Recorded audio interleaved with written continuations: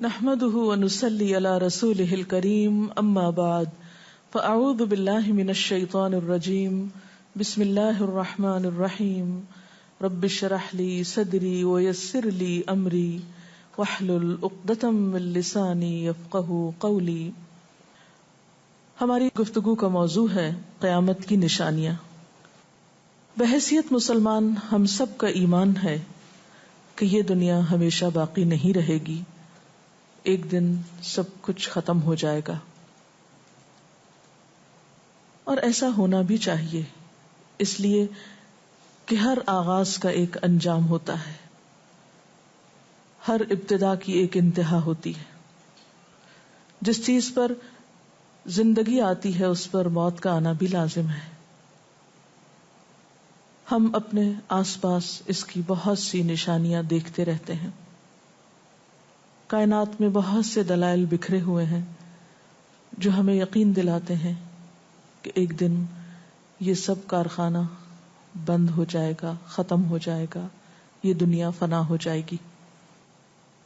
وہ وقت قرآن پاک کے الفاظ میں زمین و آسمان پر بہت بھاری ہوگا، اور اس بھاری وقت کے آنے سے پہلے دنیا میں کچھ علامات نمودار ہوں گی. تو آج چند ایک احادیث آپ کی خدمت میں پیش کروں گی جو قیامت کی نشانیوں کے بارے میں ہیں.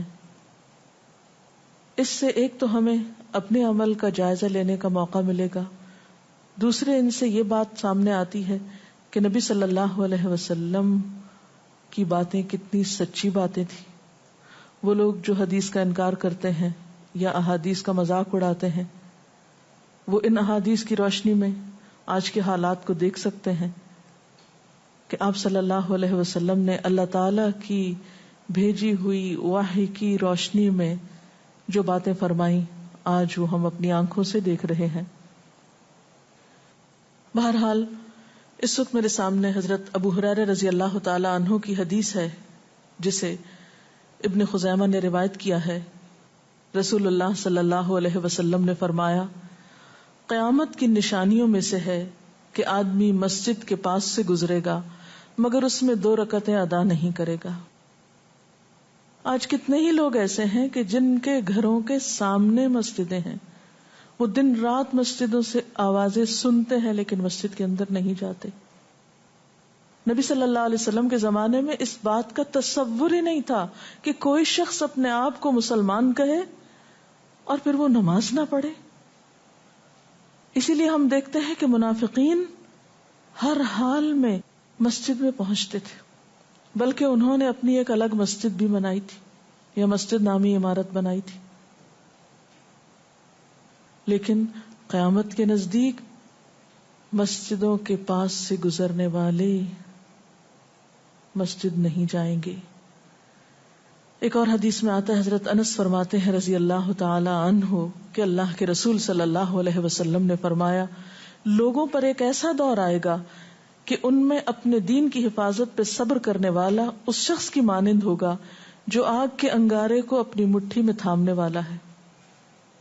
یعنی دین پر استقامت اور دین پر عمل اتنا مشکل ہو جائے گا بعض اوقات کہ جیسے ایک انگارہ ہاتھ میں لینا کہ انسان نہ لے سکے اور نہ پھینک سکے.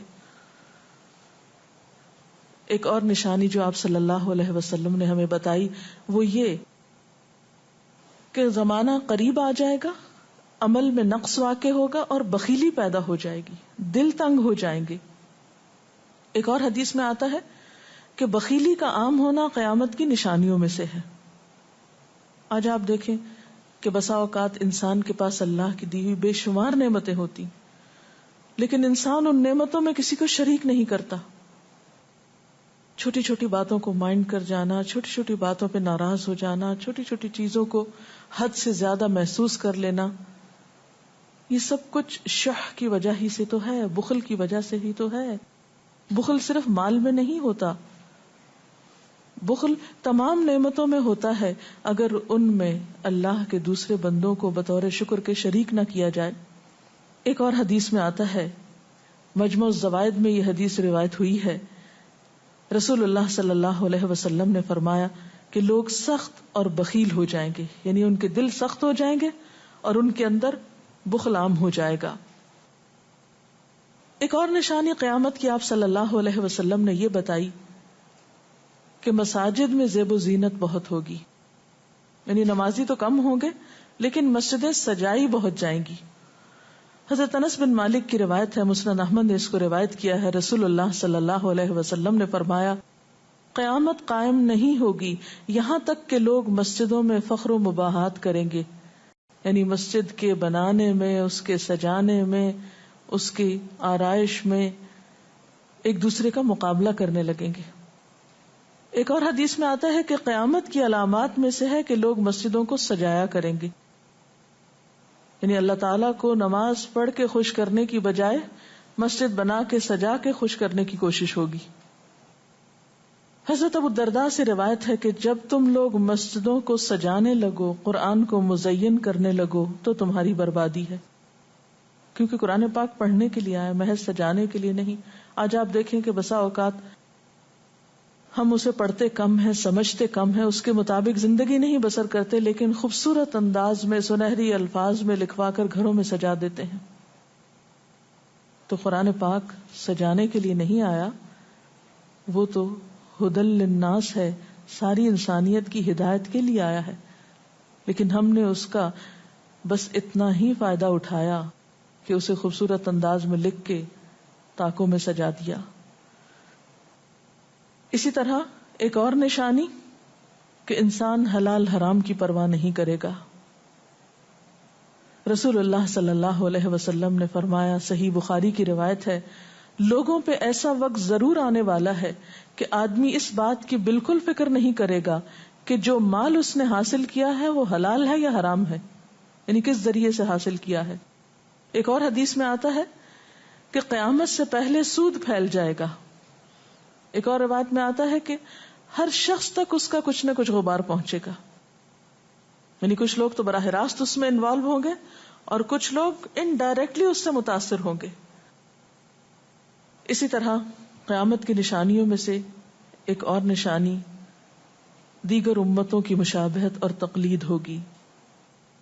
حضرت ابو سعید رضی اللہ تعالی عنہ سے روایت ہے، رسول اللہ صلی اللہ علیہ وسلم نے فرمایا، تم اپنی سابقہ امتوں کی ایک ایک بالشت اور ایک ایک گز میں اتباع کرو گے، یعنی چھوٹے سے چھوٹے معاملے میں اور بڑے سے بڑے معاملے میں ان کی پیروی کرو گے، حتیٰ کہ اگر وہ کسی سانڈے کے سوراخ میں داخل ہوئے ہوں گے، یعنی گوہ کے سوراخ میں، تو تم بھی ان کی پیروی کرو گے، اس سوراخ میں بھی گھسو گے. ہم نے پوچھا، یا رسول اللہ صلی اللہ علیہ وسلم، کیا آپ کی مراد یہود و نصارہ ہیں؟ فرمایا، پھر اور کون؟ اور آج ہم مسلمان دیکھ سکتے ہیں کہ ہم کس کی پیروی کر رہے ہیں، کتاب اللہ اور سنت رسول اللہ صلی اللہ علیہ وسلم کی یا کسی اور کی. قیامت کی نشانیوں میں سے ایک نشانی زلزلے بکثرت آئیں گے. حضرت ام سلمہ سے روایت ہے، مسند احمد میں یہ روایت آتی ہے، رسول اللہ صلی اللہ علیہ وسلم نے فرمایا، قیامت سے پہلے موت کی سخت وبا پھیلے گی، پھر زلزلوں والے سال آئیں گے. ایک اور روایت میں آتا ہے، قیامت کی نشانیوں میں سے ہے کہ ناگہانی موت کثرت کے ساتھ ہوگی، یعنی اچانک ڈیتھ، یکا یک بیٹھے بیٹھے فوت ہو گئے. امام بخاری نے اس حدیث پر کچھ شعر بھی لکھے ہیں جن کا ترجمہ ہے، فارغ وقت کو غنیمت سمجھ کر کچھ رکوع کر لو، یعنی فارغ بیٹھنے سے بہتر ہے کچھ نوافل پڑھ لو، قریب ہے کہ تیری موت اچانک واقع ہو. تم کتنے ہی صحت مند لوگوں کو دیکھتے ہو جن کی صحت مند جانیں اچانک فوت ہو جاتی ہیں، یعنی ختم ہو جاتی ہیں. حافظ ابن حجر عسقلانی جنہوں نے بخاری کی شرح لکھی ہے فتح الباری، وہ کہتے ہیں یہ عجیب اتفاق ہے کہ امام بخاری خود بھی اسی طرح اچانک فوت ہوئے تھے. یعنی اچانک موت جو ہے وہ کسی پر بھی آ سکتی ہے، کوئی نیک ہو یا بد ہو. ہم یہ نہیں کہہ سکتے کہ ہم بہت نیک ہیں یا ہم بڑے اچھے کام کرتے ہیں تو ہمارے ساتھ یہ معاملہ نہیں ہو سکتا، یہ کسی کے ساتھ بھی ہو سکتا ہے. اس لیے جو وقت آج ہمیں حاصل ہے، جو لمحات آج ہمیں ملے ہیں، ان کو غنیمت سمجھیں اور نیکی کے کام میں پیچھے نہ رہیں. پھر قیامت کی نشانیوں میں سے ایک نشانی یہ بھی بتائی گئی کہ لوگ جان پہچان والوں کو بس سلام کریں گے. عامر بن اسود فرماتے ہیں رضی اللہ تعالی عنہ کہ ہم حضرت عبداللہ بن مسعود کے ساتھ ایک مسجد میں گئے تو جماعت کھڑی تھی، پھر لوگوں نے رکوع کیا اور ہم بھی رکوع کرتے ہوئے ساتھ شامل ہو گئے۔ اتنے میں ایک آدمی آیا اور کہنے لگا، ابو عبد الرحمن، یہ عبداللہ بن مسعود کی کنیت ہے، آپ کو سلام۔ عبداللہ بن مسعود نے حالت رکوع ہی میں فرمایا، اللہ اور اس کے رسول صلی اللہ علیہ وسلم نے سچ کہا تھا۔ نماز کے اختتام پر کچھ لوگوں نے آپ سے پوچھا کہ آپ نے فلاں شخص کے سلام پر یہ کیوں کہا کہ صدق اللہ و رسول، اللہ اور اس کے رسول صلی اللہ علیہ وسلم نے سچ کہا۔ ابن مسعود نے فرمایا، میں نے نبی صلی اللہ علیہ وسلم سے سنا کہ قیامت کی نشانیوں میں سے ہے کہ سلام صرف پہچان والوں کو کیا جائے گا۔ یعنی آپ کسی مجلس میں جاتے ہیں، مسنون طریقہ کیا ہے؟ اگر آپ کسی گیدرنگ میں جائیں، سب کو بیک وقت السلام علیکم کہیں، لیکن بہت دفعہ آپ نے دیکھا ہوگا کہ لوگ آتے ہیں، سب کو نہیں پوچھتے، ان میں سے جو جان پہچان والا ہوتا ہے اس کا نام لے کر بس سلام کرتے ہیں۔ پھر اسی طرح ایک اور نشانی یہ کہ لوگ دعا اور طہارت میں زیادتی کریں گے۔ حضرت سعد رضی اللہ تعالی عنہ سے روایت ہے، انہوں نے سنا کہ ان کا بیٹا اس طرح دعا کر رہا ہے، یا اللہ میں تجھ سے جنت کا سوال کرتا ہوں، اس کی نعمتوں کا سوال کرتا ہوں، اس کی رونقوں اور تر و تازگیوں کا سوال کرتا ہوں، وغیرہ وغیرہ، اور میں آگ سے تیری پناہ مانگتا ہوں، اس کی زنجیروں سے اور طوقوں سے پناہ مانگتا ہوں۔ تو حضرت سعد نے فرمایا، تم نے اللہ تعالیٰ سے خیر کثیر کا سوال کیا ہے اور ضرر کثیر سے پناہ مانگی ہے، جبکہ میں نے رسول اللہ صلی اللہ علیہ وسلم سے سنا کہ ان قریب ایسے لوگ ہوں گے جو دعا میں زیادتی کریں گے۔ یعنی صرف یہ کہہ دینا کافی ہے کہ اللہ تو ہمیں جنت عطا فرما اور دوزخ سے بچا، اس کی بہت تفصیلات میں جانے کی ضرورت نہیں۔ جب جنت میں داخل ہو گئے تو سب کچھ نصیب ہو گیا، اور جب جہنم سے بچ گئے تو سب سے بچت ہو گئی۔ پھر آپ نے یہ آیت پڑھی، اپنے رب سے عاجزی سے دعا مانگو، یقیناً وہ زیادتی کرنے والوں کو پسند نہیں کرتا۔ یعنی دعاؤں میں زیادتی اور اس قسم کی تفصیلات یہ پسندیدہ نہیں ہے۔ تمہیں یہی کافی تھا کہ تم یوں کہتے، یا اللہ میں تجھ سے جنت اور ہر اس قول و عمل کا سوال کرتا ہوں جو جنت کے قریب کر دے، اور میں تیری پناہ چاہتا ہوں جہنم سے اور ہر اس قول و عمل سے جو جہنم کے قریب کرے۔ تو اتنا کہنا کافی تھا۔ پھر قیامت کی نشانیوں میں سے ایک نشانی آپ صلی اللہ علیہ وسلم نے یہ بھی بتائی کہ نااہل حاکم مقرر کیے جائیں گے۔ حضرت ابو ہریرہ سے روایت ہے کہ قیامت کی نشانیوں میں سے ہے کہ ذلیل اور کمینے لوگ نیک شریف لوگوں پر غالب ہو جائیں گے۔ کیوں ابن مسعود، کیا تم نے بھی یہ بات میرے محبوب صلی اللہ علیہ وسلم سے سنی ہے؟ ابن مسعود نے فرمایا، ہاں رب کعبہ کی قسم۔ حضرت حذیفہ سے روایت ہے کہ قیامت اس وقت تک قائم نہ ہوگی جب تک کہ تم اپنے امام کو قتل نہ کرو گے، یعنی لوگ اپنے حاکموں کو مارنے لگیں گے اور اپنی تلواروں کے ساتھ آپس میں ہی لڑائی کرو گے، علاوہ ازیں تم میں سے بدترین لوگ تمہاری دنیا کے وارث ہو جائیں گے۔ اسی طرح قیامت کی نشانیوں میں سے ایک نشانی یہ بھی ہے، حضرت عبداللہ بن مسعود سے مروی ہے کہ رسول اللہ صلی اللہ علیہ وسلم نے فرمایا، قیامت کے قریب صرف مخصوص لوگوں کو سلام کیا جائے گا۔ تجارت اس قدر پھیل جائے گی کہ عورت تجارت میں اپنے خاوند کا ہاتھ بٹائے گی، یعنی اتنا بزنس ہوگا کہ مرد سے اکیلے نہیں سنبھالا جائے گا، عورتیں اس میں شریک ہوں گی، رشتہ داری توڑی جائے گی، یعنی مال کثرت سے ہونے کے باوجود رشتہ داروں کا خیال نہیں رکھا جائے گا، جھوٹی گواہی دی جائے گی، حق چھپایا جائے گا، اور قلم کا ظہور ہو جائے گا، یعنی نشر و اشاعت خوب ہوگی، خوب لکھا جائے گا۔ ایک اور روایت میں آتا ہے کہ وقت مختصر ہو جائے گا۔ آج آپ دیکھیے ہر شخص وقت کی کمی کی شکایت کرتا ہے۔ حضرت ابو ہریرہ رضی اللہ تعالیٰ عنہ سے روایت ہے، رسول اللہ صلی اللہ علیہ وسلم نے فرمایا، قیامت قائم ہونے سے پہلے یہ نشانی ظاہر ہوگی کہ زمانہ قریب آ جائے گا، یتقارب الزمان، سال مہینے کی طرح، مہینہ ہفتے کی طرح، ہفتہ دن کی طرح، اور ایک دن ایک گھنٹے کی طرح، اور ایک گھنٹہ آگ کے شعلے کی طرح تیزی سے گزرنے والا ہو جائے گا۔ اور آج آپ دیکھیے کہ اللہ کے رسول صلی اللہ علیہ وسلم کی یہ بات کتنی سچ معلوم ہوتی ہے کہ ہر شخص وقت کی کمی کا شکار ہے، اور پتہ ہی نہیں چلتا ہفتہ گزر گیا، پتہ ہی نہیں چلتا مہینہ گزر گیا، پتہ ہی نہیں چلتا سال گزر گیا، پتہ ہی نہیں چلتا اتنی عمر گزر گئی، کل کی بات لگتی ہے. اور انڈائریکٹلی یہ اشارہ اس بات کی طرف کہ زندگی کی رفتار بہت تیز ہو جائے گی، یعنی فاسٹ لائف جس کو آپ کہتے ہیں اس کا شکار ہو جائے گا. ایک اور روایت میں آتا ہے کہ دنیا محبوب ہو جائے گی، موت سے نفرت ہو جائے گی. حضرت ابو ہریرہ سے روایت ہے رسول اللہ صلی اللہ علیہ وسلم نے حضرت ثوبان سے فرمایا، اے ثوبان، اس وقت تمہارا کیا حال ہوگا جب دوسری امتیں تم پر اس طرح ٹوٹ پڑیں گی جس طرح تم کھانے کے برتن پہ ٹوٹ پڑتے ہو. ثوبان نے کہا، میرے ماں باپ آپ پہ قربان، اے اللہ کے رسول صلی اللہ علیہ وسلم، کیا اس وقت ہم تعداد میں کم ہو جائیں گے؟ فرمایا، نہیں، بلکہ تم کثرت میں ہوگے، لیکن اللہ تعالیٰ تمہارے دلوں میں وہن ڈال دے گا. صحابہ نے پوچھا، یا رسول اللہ صلی اللہ علیہ وسلم، وہن کیا چیز ہے؟ آپ نے فرمایا، دنیا سے محبت اور جہاد سے نفرت. اور ایک روایت میں آتا ہے، دنیا سے محبت اور موت سے نفرت. اسی طرح نیک لوگ آہستہ آہستہ کم ہو جائیں گے. رسول اللہ صلی اللہ علیہ وسلم نے فرمایا، نیک لوگ یکے بعد دیگرے رخصت ہوتے جائیں گے، فوت ہوتے جائیں گے.